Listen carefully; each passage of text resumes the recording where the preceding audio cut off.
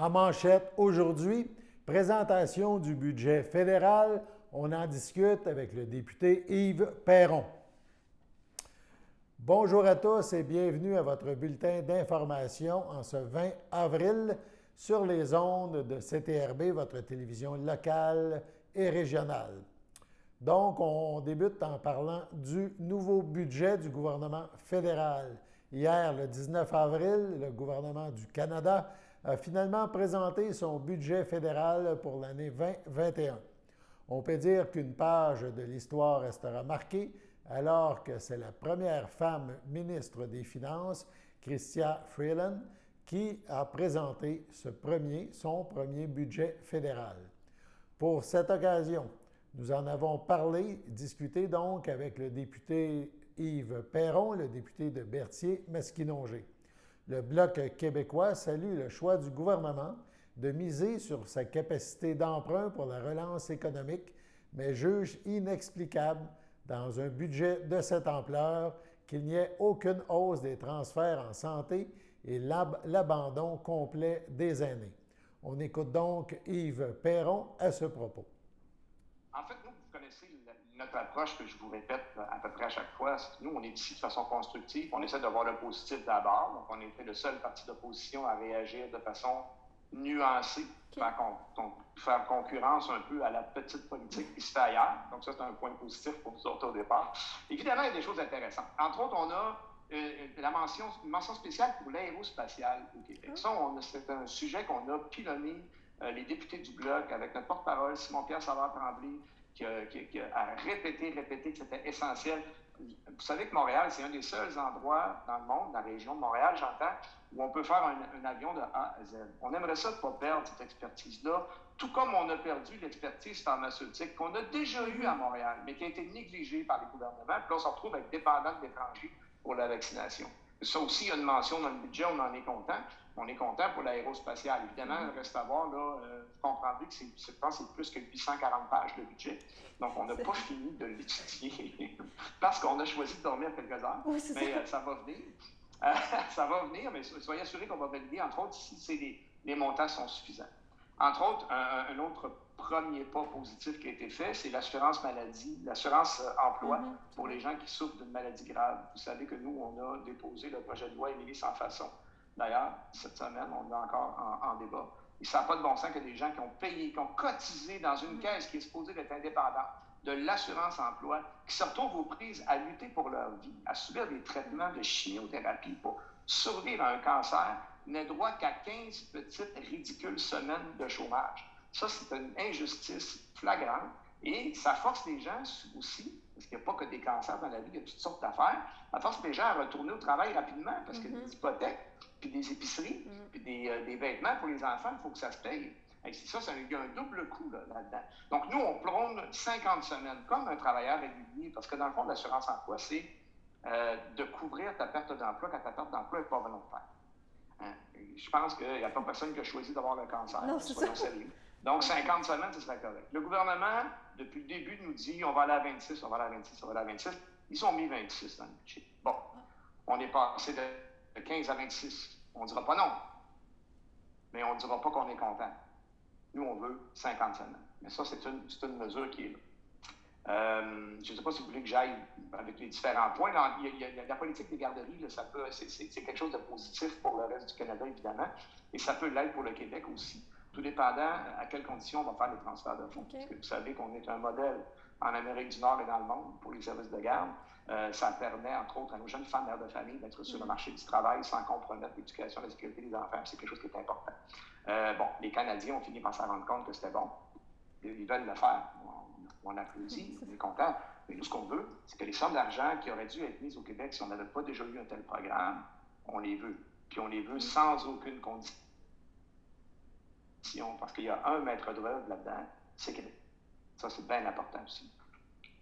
Maintenant, si je vais un petit peu dans le moins positif, évidemment, il y a nos deux grands enjeux. Les aînés. Les pensions de vieillesse pour les aînés. Moi, je ne peux pas croire que notre gouvernement, je vais le dire comme ça vient, là, est sans cœur au point de refuser de donner 110 $ par mois d'indexation aux pensions de vieillesse. Savez-vous, ça a été quoi, l'indexation des pensions de vieillesse l'année passée au Canada? Quelque chose comme 1,26. Ça ne paye même pas un café chez McDo. Effectivement. C'est complètement ridicule et révoltant.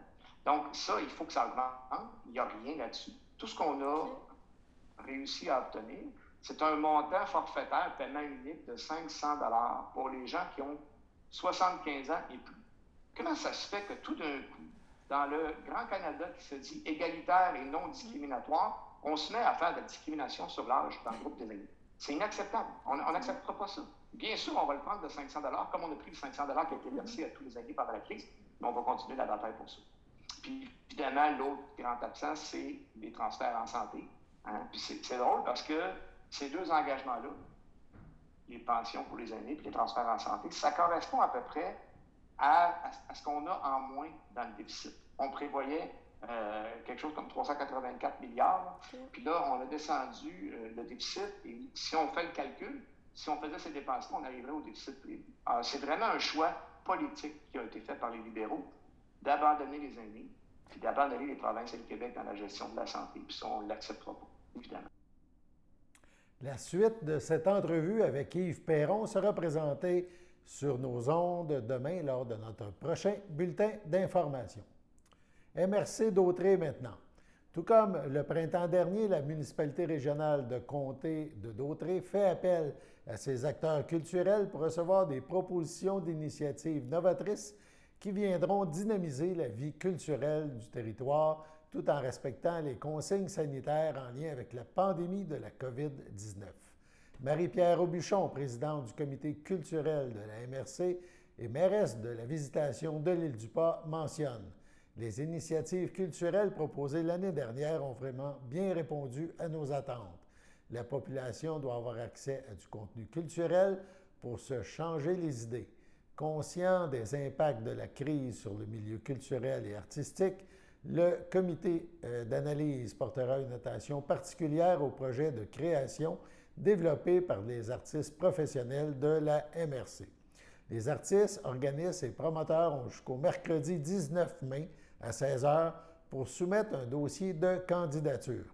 Les participants peuvent espérer un soutien variant entre 1 000 et 3 000 $ provenant du Fonds Culture et Patrimoine de la MRC. Toute personne intéressée doit faire la lecture du guide d'attribution disponible sur le site Internet www.culturepatrimoineautrey.ca. Au même endroit se trouve le formulaire d'inscription devant être rempli. Les candidatures sont reçues par courrier électronique à l'adresse suivante: culture@mrcautrey.qc.ca. L'objet du courriel doit être identifié par la mention « Appel de projet culturel ». L'agente de développement culturel de la MRC est disponible pour donner des conseils pour la rédaction des demandes. Elle peut être jointe par téléphone au 450-836-7007, le poste 2525, ou encore à l'adresse courriel suivante: culture@mrcautrey.qc.ca. On parle maintenant de l'art comme expression de la lutte à la pauvreté. C'est un projet, donc, on a parlé, on a vu l'art comme expression de la lutte à la pauvreté. C'est un des projets là, qui avait été accepté au Fonds Culture et Patrimoine de la MRC. C'est pour compléter le bulletin ou la nouvelle précédente. Allons maintenant à la première pause. Le samedi matin, dès 9h30, nos téléspectateurs sont invités au Super Bingo télévisé diffusé de nos studios de Berthierville. Depuis maintenant une vingtaine d'années, plusieurs adeptes de la télévision régionale se sont partagés un montant de 600 $ disponible chaque semaine lors de cette joute de bingo télévisé. Un animateur et 3 bénévoles se succèdent à la caméra dans le but de vous faire passer une petite heure agréable et payante le samedi matin. On peut se procurer les cartes de jeu chez les dépositaires autorisés participants, c'est-à-dire à Berthierville, le dépanneur Formule 1 rue Gilles Villeneuve, le marché IGA Extra sur la rue Gabrielle-Brissette, le marché Métro rue Notre-Dame, la pharmacie Proxime rue Frontenac, le garage Pétroté sur la rue Gilles Villeneuve et à Saint-Ignace de Loyola, le marché Aldo rang Saint-Michel, le dépanneur Le Magasin Esso sur le chemin de la Traverse, C'est un rendez-vous tous les samedis matins à 9h30 sur les ondes de CTRB, votre télévision régionale et communautaire.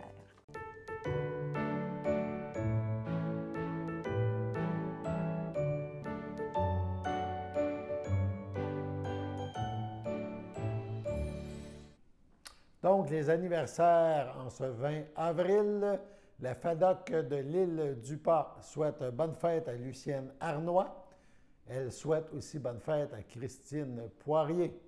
Les filles d'Isabelle de Berthier souhaitent bonne fête à Daniel Hébert et à Céline Laforêt. C'est votre anniversaire aujourd'hui. Toute l'équipe de CTRB se joint à moi et vous souhaite une agréable journée de fête. Poursuivons maintenant nos informations. On parle d'un organisme régional, le CREVAL. Une nouvelle initiative a vu le jour pour le comité régional pour la valorisation de l'éducation, le CREVAL. Cette initiative se nomme « Du carburant pour leur réussite ». Nous en avons parlé avec Anne-Marie Picard, qui est directrice générale du comité régional pour la valorisation de l'éducation, le CREVAL. On l'écoute. On est là en fait pour parler d'une nouvelle initiative qui a vu le jour dernièrement au CREVAL. Pouvez-vous m'en parler un peu? Oui, bien dans le fond, vous savez, le CREVAL, là, sa plus grande caractéristique, c'est vraiment de répondre aux besoins de ses membres et partenaires. Et ça fait déjà quelques années que nos partenaires, nos membres nous disent que c'est le fun, la journée de la persévérance scolaire, c'est une belle campagne, excusez-moi, ça mobilise bien les organisations, mais nos jeunes et nos adultes qui sont en formation ont besoin de soutien tout au long de l'année. Et en cette année particulière où, en tout cas, c'est exacerbé, on s'est dit quelle belle année pour commencer justement cette nouvelle campagne qui s'appelle « Du carburant pour leur réussite ». Dans le fond, l'idée, c'est que à plusieurs moments de l'année, des moments névralgiques, comme par exemple, là, on est en fin de session pour les jeunes là, qui sont plus au niveau du collégial, de l'université. Sinon, c'est le dernier droit avant de l'année scolaire pour les plus jeunes. Donc, c'est important de rappeler que c'est une période où les jeunes ont besoin d'être encouragés, d'être soutenus, que c'est important aussi qu'il n'y ait pas trop de pression de la part des employeurs pour augmenter le nombre d'heures. Je ne sais pas si vous avez fréquenté les centres jardins ou les commerces dits saisonniers. Là. Donc, il y a beaucoup de demandes au moment où les jeunes sont en examen. Donc, c'est ça, du carburant pour leur réussite. Parfait. Puis ça, est-ce que c'est une initiative qui va rester aussi? Là, je sais, il me semble que vous avez, dans le communiqué, c'est écrit que ça allait rester et que c'est pas juste pour la fin de l'année. Vous commencez avec ça, mais que ça va rester... Effectivement, vous avez raison, Chloé. Là, pour le dernier droit de cette année-ci, c'est notre première fois qu'on va parler de la campagne.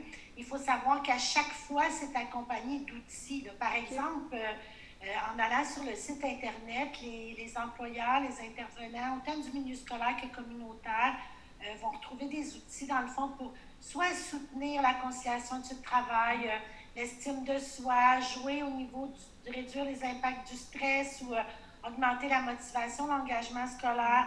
Fait que souvent, on va avoir une chronique que les gens peuvent diffuser dans leurs outils de communication. On va avoir des outils pour intervenir auprès des jeunes, mais aussi des outils pour les encourager, comme des cartes d'encouragement ou des diplômes. Donc, on commence avec la fin d'année scolaire, mais il y a d'autres moments où du carburant pour votre réussite va se faire sentir. On pense à la rentrée, on pense aux périodes de bulletins. L'année prochaine, il y a les fins d'année aussi qui sont plus sollicitées. Parfait, merci. Je ne sais pas si vous vous souvenez, l'année passée, avec le fait que tous les balles de finissant avaient été annulés, tout ça, Télé-Québec, puis le Réseau québécois pour la réussite éducative, le réseau dont fait partie le CREVAL, ont décrété le 19 juin Journée des finissants. Les choses se sont multipliées, donc cette année encore, ça revient, ça va être la Journée nationale des finissants. Donc, on va encore une fois solliciter la population, solliciter les organisations pour souligner, valoriser le diplôme obtenu là, par les jeunes et les adultes en formation. Puis, il faut savoir aussi, Chloé, que tous toutes les interventions, toutes les actions portées par le CREVAL sont documentées ou s'appuient pour la recherche.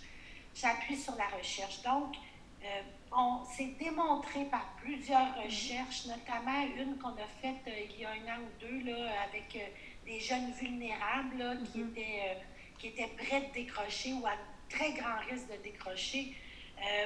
C'est démontré que les gestes d'encouragement, comme envoyer une carte, un mot, s'intéresser, ça fait une différence dans la vie de certaines personnes.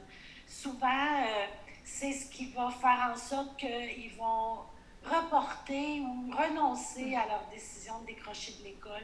Fait que c'est important. On est dans une époque où il y a beaucoup de changements, il y a beaucoup de difficultés. La pénurie de main-d'œuvre, c'est pas terminé. On en a pour 8-10 ans encore de pénurie de main-d'œuvre selon certains analystes. Puis, on est aussi dans une pyramide qui est en train de s'inverser démographiquement plutôt. Ce qui veut dire qu'on va être à peu près la moitié de gens pour produire 2 fois plus de besoins de services et d'objets pour la population. Fait qu'il faut que les jeunes se qualifient, il faut qu'ils aillent chercher leur diplôme, qu'ils aillent chercher les compétences, puis les apprentissages nécessaires à s'adapter à ce nouveau monde du travail-là, autant pour leur propre bonheur que pour le développement de notre région. Exact. Puis, je suppose aussi, cette année, on s'entend depuis l'année passée, je peux dire ça comme ça, c'est quand même assez difficile parce que là, il y a les masques, il n'y a pas de masques, il y a des masques. Là, ça change tout le temps, tu es en virtuel, tu es à l'école. C'est sûr que pour ceux qui sont proches, qui pensent à décrocher, ça devient comme un peu, pas une motivation, mais disons qu'il y a une raison de décrocher. Là, bien, il y a plus d'enjeux, il y a plus de difficultés. On le sait, tout être humain a de la difficulté à s'adapter à l'inconnu. Donc, puis on est à une époque, cette année, la plupart d'entre nous avons dû faire face à plusieurs changements. Hein. Fait qu'en tant que bon être humain, ben, c'est ça, des fois on résiste un peu. C'est pourquoi, je le répète, puis tant qu'on ne me traitera pas de fatigante, je vais continuer, mais les jeunes, les adultes qui sont en formation ont besoin de savoir qu'on trouve ça important qu'ils s'éduquent, qu'on trouve ça, qu'on est derrière eux, puis qu'on les soutient dans ces démarches-là. Et peu importe la difficulté, il y a quelqu'un quelque part qui peut aider. Fait que moi, je dis, restez pas toute seule non plus avec vos difficultés, puis allez voir les enseignants, les équipes écoles, les centres de services scolaires. Il y a plein d'organismes communautaires qui sont magnifiques, extraordinaires dans notre région. Donc, n'hésitez pas. Puis si vous ne savez pas où appeler, appelez-nous au CREVAL, puis on va essayer de vous trouver un numéro de téléphone. Parfait. Parfait. Puis le numéro de téléphone pour le CREVAL, justement, si on veut appeler... C'est dans le 450, c'est notre nouveau numéro de téléphone. Ouais. Donc, dans le 450-404-4864. On poursuit avec le domaine de la culture. La Galerie d'art Berthollet est fière de représenter une artiste internationale de renom, et ce, tant dans le milieu musical que des arts visuels. Il s'agit de Martine Sinclair. Icône de la musique québécoise, Martine Sinclair développe également son autre passion pour l'art abstrait. Ses tableaux sont à l'image de son répertoire qui a su toucher le cœur de milliers de fans partout dans le monde. Sensible et affirmée. Artiste autodidacte accomplie, elle aime explorer différentes techniques. C'est l'œuvre qui décide et qui impose son rythme, mentionne-t-elle. La Galerie d'art Berthollet présente une série exclusive de 6 tableaux exprimant le travail, les recherches et la persévérance de l'artiste. Pour voir ces tableaux, rendez-vous à la galerie située au 24 Place du Marché à Berthierville. Vous pouvez également visionner le site web pour connaître les heures d'ouverture de cette galerie. Allons maintenant à la pause.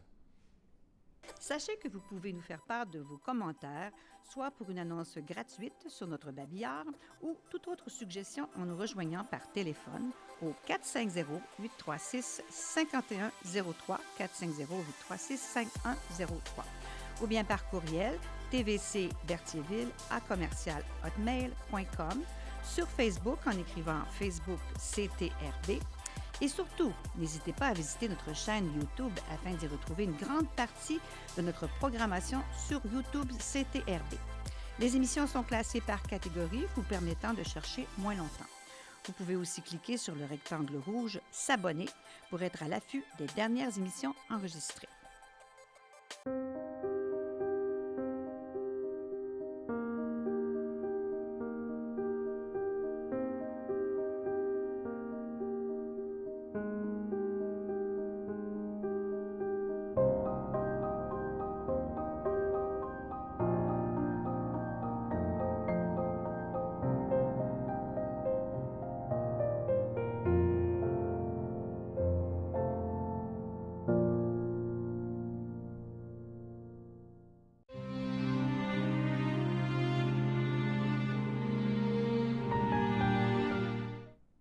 Au CHDL de Saint-Charles-Borromée, le 13 avril dernier, à l'âge de 90 ans, est décédée Mme Gérarda Guévremont, épouse de feu André Guertin, demeurant à Berthierville et autrefois de la Visitation de l'Île-du-Pas.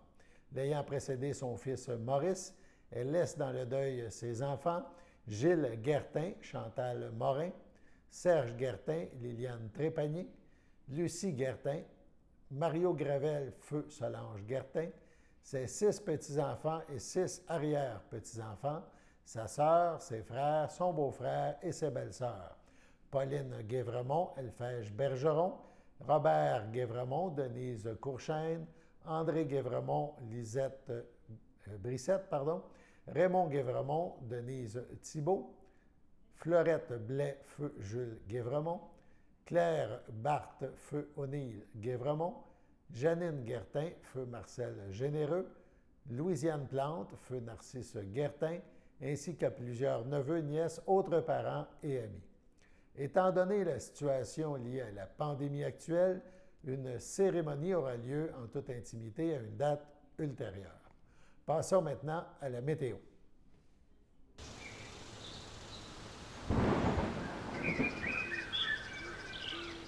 Bonjour tout le monde, j'espère que vous allez bien. Donc c'est moi Xavier pour la météo. Aujourd'hui, on a droit à un beau ciel qui est quand même assez nuageux. C'est un ciel qu'on pourrait qualifier de variable avec une température de 9 degrés avec un ressenti de 5.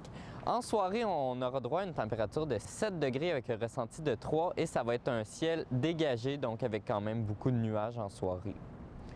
Pour cette nuit, on s'attend à une température de 1 degré avec un ressenti de 2 et ça va être nuageux avec quelques petites éclaircies.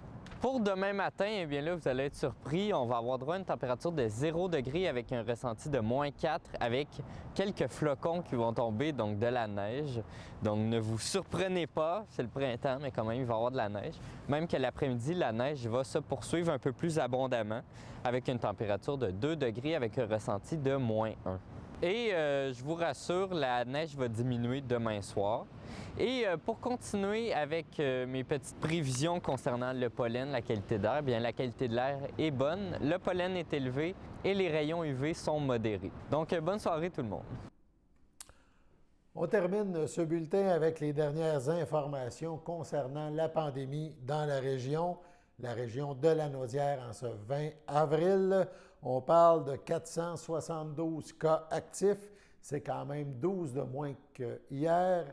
Et hier, c'était 12 de moins que la veille. Donc, la situation va dans le bon sens. 472 cas actifs, 13 hospitalisations, 7 personnes aux soins intensifs. On compte cependant 2 décès de plus. Le total atteint maintenant 506 décès dans la Lanaudière. Les gens qui sont rétablis et qui ont eu la COVID et qui sont maintenant rétablis, on en compte 21 653 dans la Lanaudière.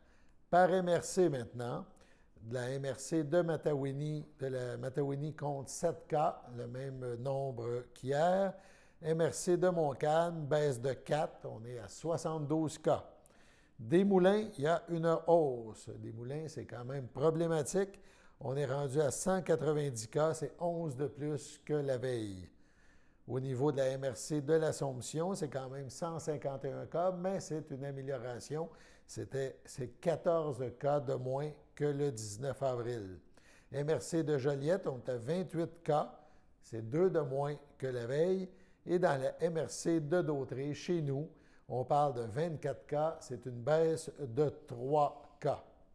Si on regarde maintenant toujours la MRC de Dautré, toujours concernant la COVID, si on y va par municipalité, on a parlé de 24, donc on parle de 24 cas actifs dans Dautré. L'endroit où il y en a le plus, et c'est depuis le début de la pandémie, c'est la Valtrie avec 17 cas. Dans toutes les autres municipalités, c'est entre 0 et 5 cas, donc c'est très, très peu si on fait abstraction de la Valtrie. Si on regarde maintenant toujours dans la Naudière, bien, les deux endroits les plus problématiques au niveau des municipalités, on parle de Repentigny, qui compte 100 cas actifs, et on parle, ça c'est dans la MRC de l'Assomption, et on parle dans la MRC des Moulins. C'est l'endroit où il y a le plus de cas dans la Naudière, c'est à Terrebonne, on parle de 145 cas. Donc, on continue à se protéger, on se fait vacciner si ce n'est pas fait, plus il y aura de gens vaccinés, plus on reviendra rapidement à la normale. D'ici là, on vous souhaite une bonne fin de soirée, une bonne fin de journée. Sur nos ondes, toute l'équipe de CTRB se joint à moi et vous invite au prochain bulletin d'information locale et régionale demain, même heure, même poste, Alain Bellumeur au Pépite, qui vous salue. Bonne fin de journée.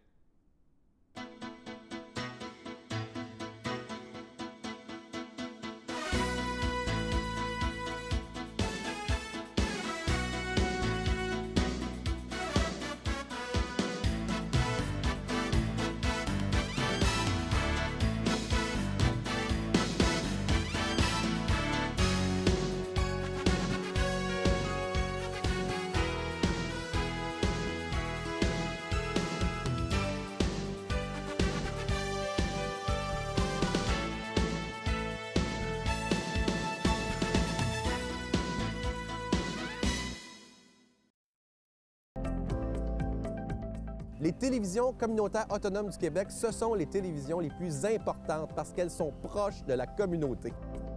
On veut encourager des gens qui parlent de ce qui nous intéresse, mais aussi qui participent au développement local. Mais c'est fini le temps là, où on allait lire une affaire qui a été écrite avant hier au bout du monde. Non! Tu veux savoir ce qui se passe chez vous? Bien, ma télé préférée, c'est la télé autonome communautaire. C'est ici que ça se passe.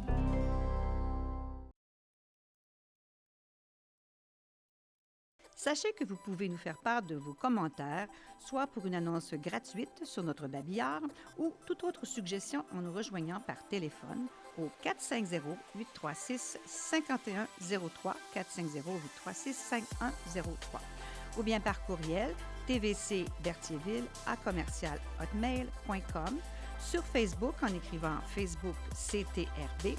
Et surtout, n'hésitez pas à visiter notre chaîne YouTube afin d'y retrouver une grande partie de notre programmation sur YouTube CTRB. Les émissions sont classées par catégorie, vous permettant de chercher moins longtemps. Vous pouvez aussi cliquer sur le rectangle rouge « S'abonner » pour être à l'affût des dernières émissions enregistrées.